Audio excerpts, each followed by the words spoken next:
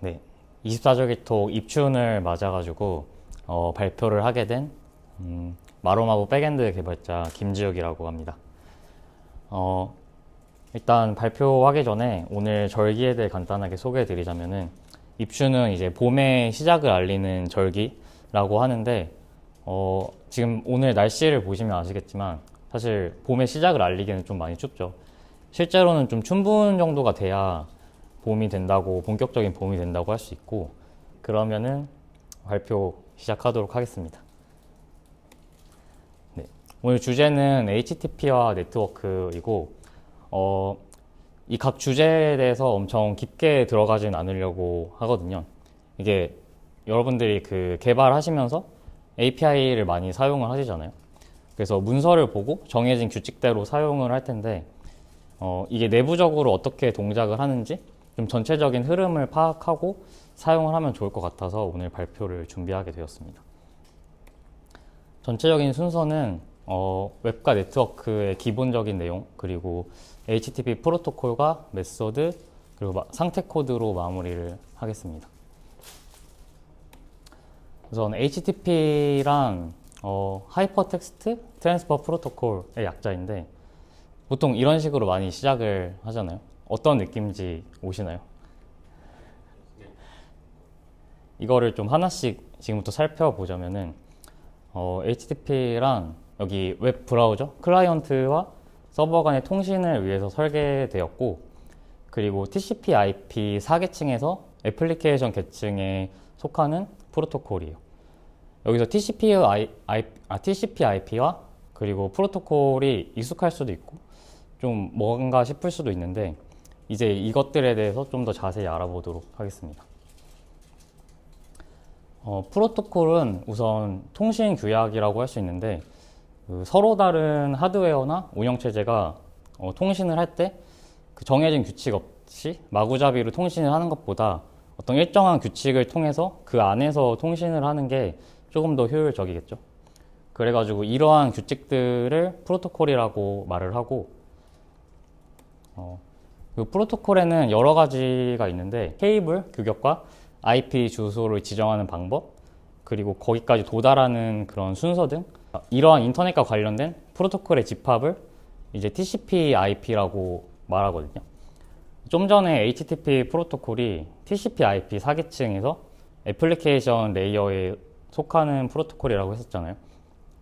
일반적으로 사용하고 있는 네트워크는 이 TCP/IP라는 프로토콜에서 움직이고 있고 HTTP는 그 중에 이제 하나의 프로토콜인 거죠. 그래서 HTTP를 이해하기 위해서는 이 TCP/IP에 대해서 어느 정도 이해하면 좋기 때문에 간단하게 TCP/IP에 대한 설명을 하고 넘어가도록 하겠습니다.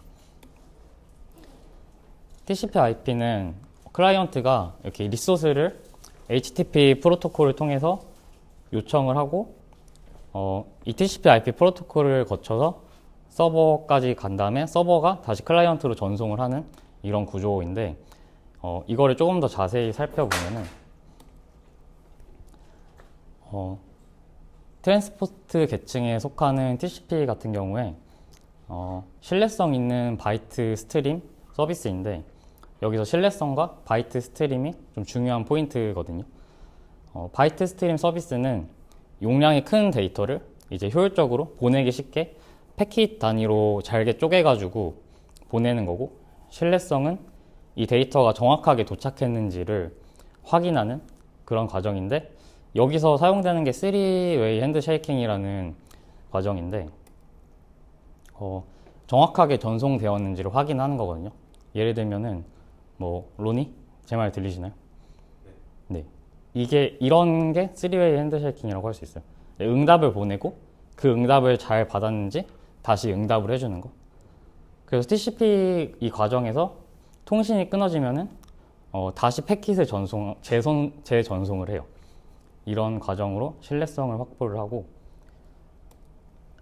그리고 다음으로는 네트워크 계층을 담당하는 IP인데 이제 이렇게 연결을 확인을 했으면 데이터를 보내야 되잖아요.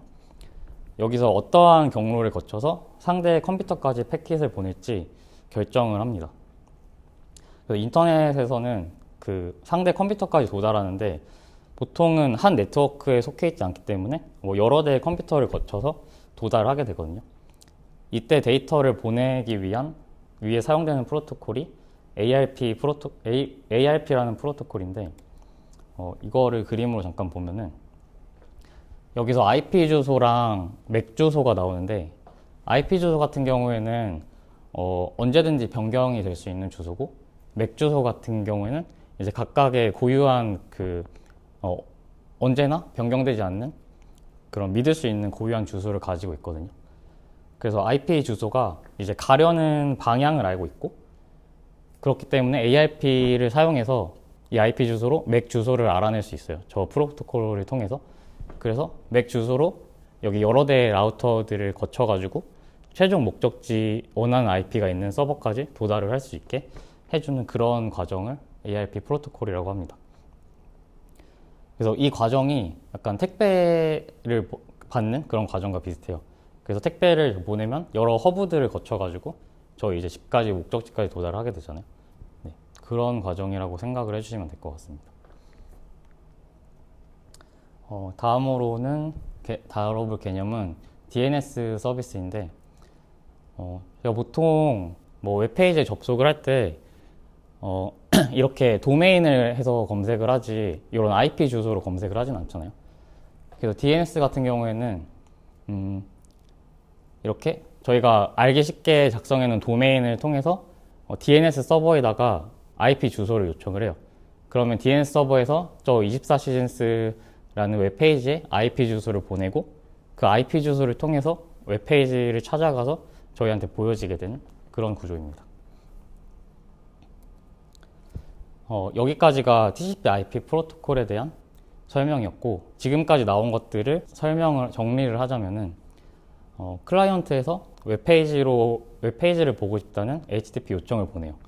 그러면은 트랜스포트 계층에서 받은 데이터를 통신하기 쉽게 조각을 내가지고 네트워크 계층으로 전달을 하고, 네트워크 계층에서는 아까 말했던 수신지, 맥 주소를 추가해서 링크 계층으로 보내고, 이제 링크 계층에서 데이터를 받아서 그 반대 순서대로 애플리케이션 계층까지, 서버 쪽까지 도달을 하는 거죠. 그래서 서버에서 응답을 해주는 이런 일련의 과정을 거치고 있습니다. 이거는 잠깐 쉬어가는 페이지인데, 대한민국 최초의 홈페이지가 뭔지 혹시 아시나요? 네, 정답이 나왔는데 이게 대한민국 최초의 웹사이트래요. 94년 초에 그 카이스트에서 만들어졌대요. 석사과정 학생이었던 김병학님에 의해서 구축이 되었는데, 이게 한 서너 달 만에 만들었다고 하더라고요.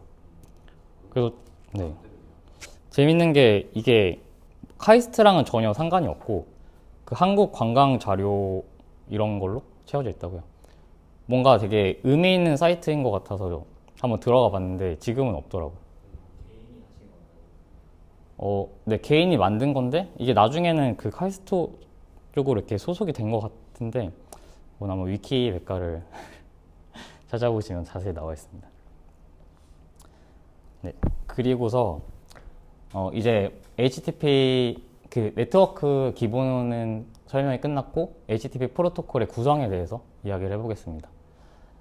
앞에 살펴본 것처럼 HTTP 프로토콜은 클라이언트와 서버 간에 통신을 하는 거죠. 그래서 리퀘스트를 보내면 서버에서는 레스폰스 응답 메시지를 보내고, 서버 같은 경우에는 꼭 그 요청이 와야 응답 메시지를 보낼 수 있어요. 먼저 응답을 보낼 수는 없는 그런 구조로 되어 있습니다. 이 리퀘스트의 구성을 좀 더 살펴보면은 메소드, URI, 프로토콜 버전, 그리고 헤더, 바디로 구성이 되어 있고, 응답 레스폰스 구성은 프로토콜 버전, 상태 코드의 설명, 레스폰스 헤더 필드, 그리고 바디, 이런 식으로 구성이 되어 있습니다. HTTP의 특징으로는 이 상태 유지를 하지 않는 그 스테이트리스라는 그 중요한 특징을 가지고 있는데, 리퀘스트 리스폰스를 주고 받는 동안 그 전혀 상태를 관리하고 있잖아요. 그래서 얘가 이전에 어떤 요청과 응답을 보냈는지를 기억하지 못하고 있는 거죠. 이러한 구조를 만든 이유가 그 많은 데이터를 좀 더 빠르고 간단하게 확실하게 처리하기 위해서 만들어졌다고 해요. 근데 이게 웹이 발전을 하다 보면서 지금 아시겠지만 뭐 웹사이트 들어가면 저희 로그인을 하잖아요. 근데 이런 구조로 돼 있으면은 매번 다른 페이지로 넘어갈 때마다 로그인을 다시 해줘야 된단 말이죠. 그래가지고 나온 게 쿠키라는 개념이 쿠키 이런 것들로 인해서 로그인을 계속 유지를 할 수 있게 해주죠. 그래서 쿠키는 여기서 그렇게 크게 다루진 않고 넘어가도록 하겠습니다.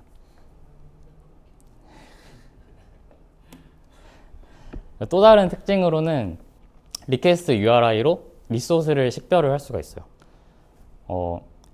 이제 HTTP URI는 인터넷상의 어떤 장소에 있는 리소스도 호출을 할 수가 있거든요. 이렇게 세 가지 정도가 있는데 이 모든 URI를 여기 리퀘스트 URI에 포함을 시키는 거죠. get 여기 도메인이랑 어떤 요청을 보냈지 뭐 이런 것들. 그리고 호스트 헤더 필드에 네트워크 로케이션을 포함하는 경우가 있고 또 자신에게 송신을 하는 이런 경우가 세 가지 경우가 있습니다. HTTP 메서드는 뭐 많이 보셔가지고 잘 아시겠지만 이제 get 같은 경우에는 리소스를 가져올 때 사용하고 post는 리소스를 생성할 때 사용을 하죠. 그리고 put, 패치는 리소스를 수정할 때 사용을 하는데 좀 차이점이 있다면 put 같은 경우는 리소스가 없다면 생성을 하고 있다면은 그걸로 교체를 하는 그런 메소드고 패치 같은 경우에는 일부를 수정할 때 사용을 해요. 뭐 게시글의 타이틀이나 아니면은 안에 내용이 바뀐다면 그때 주로 사용을 하는 그런 메소드고 딜리트는 말 그대로 리소스를 제거할 때 사용을 합니다. 패치가 더 이제 빨리 되기 때문에 네. 풋보다 이제 패치를 필요할 때는 그냥 패치를 쓰는 건가요? 원래 그냥 다 풋으로 그냥 다 해도 될 것 같은데. 맞아요. 이게 사실 풋 패치 요청도 그냥 포스트 요청으로 해도 상관은 없긴 해요. 그러니까 이게 좀 더 명확하게 그 규칙을 사용하기 위함이거든요. 네, 그래서 어떻게 쓰냐에 따라서 좀 그런 거죠. 성능에는 큰 차이는 없고. 그쵸. 이게 그냥 진짜 말 그대로 이걸 서버 API를 만드는 사람이 이렇게 하겠다라고 지정을 하는 거죠. 네. 사실 풋 요청을 보낸다고 해서 그냥 리소스가 딱 짠하고 수정되는 건 아니잖아요. 그 아래에 이제 로직을 다 짜는 거니까. 그래가지고 그냥 뭐 오픈 API 같은 경우 이제 사람들이 많이 쓰니까 좀 더 이 의미를 확실하게 하기 위해서 이런 규칙들을 사용한다고 생각을 하거든요. 네. 그 다음에는 이제 상태 코드를 살펴볼 건데 이게 205K 같이 이렇게 세 자리 숫자로 설명을 나타내거든요. 이것도 많이 보셨죠. 그래서 숫자의 첫 번째 자리가 그 리스폰스의 그 클래스를 의미하는 거고 그리고 이 밑에 나머지 두 자리는 특별히 분류가 없거든요. 그래서 클래스의 정의만 지킨다면 뭐 2로 시작하는 거는 요청을 정상적으로 처리했다는 의미다. 뭐 이런 것만 지킨다면은 자기가 마음대로 아무거나 지정을 해도 상관은 없다고 해요.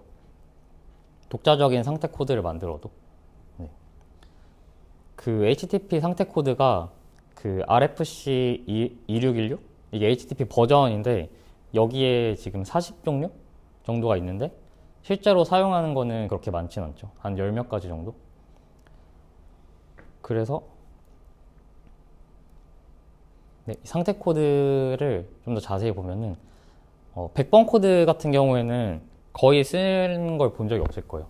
이게 HTTP가 리퀘스트가 요청을 보내고 그 과정을 처리한 다음에 처리했다는 응답을 보내는 건데 100번 코드 같은 경우에는 그 중간에 요청을 받아들여 처리 중이라는 그런 상태 코드이기 때문에 거의 쓸 일이 없는 거죠. 그래서 200 상태 코드를 보면은 일단 205K 같은 경우에 클라이언트가 보낸 리퀘스트가 서버가 정상적으로 처리했음을 의미하고 주로 get 요청에서 많이 사용을 하죠.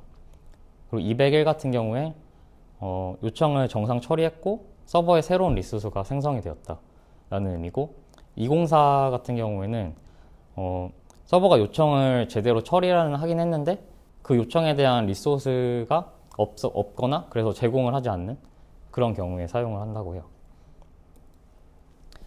그리고 300 요청 같은 경우에는 이 요청에 대한 추가적인 처리 동작이 필요하다는 의미고, 400번대 코드 같은 경우에는 이제 클라이언트 쪽에서 요청을 보낼 때 뭔가 문제가 있는 경우죠. 400 배드 리퀘스트는 잘못된 요청을 보낸 건데, 예를 들면은 게시판에 뭐 타이틀을 수정하려고 하는데 타이틀은 스트링 값으로 보내야 되는데 뭐 넘버 타입으로 클라이언트에서 보냈다. 그러면은 이거는 잘못된 요청이다 라고 클라이언트 쪽에 이제 오류 코드를 보내는 거죠. 그리고 401은 인증 실패했을 때 뭐 아이디나 비밀번호를 입력했는데 로그인에 실패하는 경우 401 코드를 보내고, 403도 좀 비슷한 느낌이긴 하긴 한데 클라이언트가 리소스에 권한이 없을 때 보내거든요. 좀 차이점은 뭐 저희 지금 앱 같은 경우에 선생님이 학급에 속한 학생을 그 학급에서 제거하고 싶으면 그 학생이 선생님 그 학급에 소속되어 있는 학생이어야만 삭제를 할 수 있단 말이죠. 근데 그게 아닌 다른 학급에 있는 학생을 삭제하려고 하면은 선생님한테 권한이 없다는 403 에러를 띄우는, 그럴 때 사용하는 코드이고, 404는 많이 보셨을 텐데 이제 페이지를 찾을 수 없을 때 띄우는 코드입니다. 권한 같은 경우는 네. 저희가 자체적으로 그쵸. 줄 수 있어야 되잖아요. 네. 그거를 어떻게 처리를 해주는 거예요? 안에서 그냥 그쵸. 뭐 웹버트 안에서 이렇게 좀 권한을 주는 건가요? 아니면은 아예 DB를 만들 때 권한이 테이블이 속해 있다던가 뭐 그런 식으로 네네. 그런 식으로 이제 속하는 거죠. 그래서 이제 그 학급, 방금 얘기했던 거 학급과 학생 그걸로 하자면은 학급 하위의 학생이 뭐 1, 2, 3번 학생들이 속해 있는데 이 선생님이 인증은 성공을 했어요. 그 선생님의 그 아이디랑 비밀번호가 맞아서 인증은 성공했는데 선생님이 속한 A반의 학생은 1, 2, 3번 학생인데 4번 학생을 삭제하려고 한다. 그러면은 이제 그 DB를 찾아봐가지고 4번 학생은 1, 2, 3 그 A 학급에 속해 있지 않으니까 인증은 성공했지만 권한은 없다. 이런 식으로 처리를 해주는 거죠. 그리고 마지막으로 500번대 상태 코드는 서버 쪽에 문제가 있을 때 보내게 되는데, 500 옆에 제가 빼먹었네요. 500은 이제 서버에서 문제가 발생해서 요청을 처리할 수 없는 경우에, 501 같은 경우에는 서버에서 요청을 수행할 수 있는 기능이 없을 때, 그리고 503은 말 그대로 서버가 다운된 거죠. 터졌을 때, 과부하되거나 이랬을 때 사용을 하게 됩니다. 이거는 발표 준비를 하면서 찾아봤던 자료들에 대한 출처이고, 저희 발표는 여기까지입니다. 들어주셔서 너무 감사합니다.